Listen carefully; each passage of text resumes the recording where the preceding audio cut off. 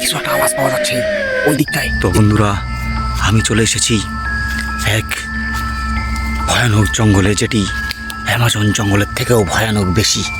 দেখোই তোমরা নিজেই দেখো, চারিদিকে শুধু বাঁশ, জঙ্গল, ঝাড় এসব দিয়েই ভর্তি, তাছাড়া আর কিচ্ছু নেই।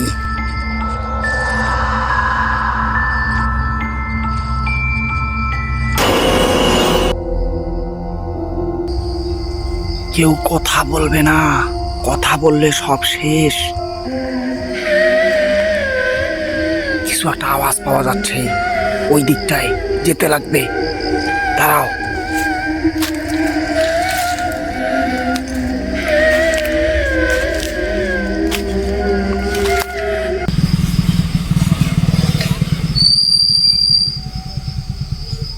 ফাঁকা রাস্তা দিয়ে গাড়ি গেল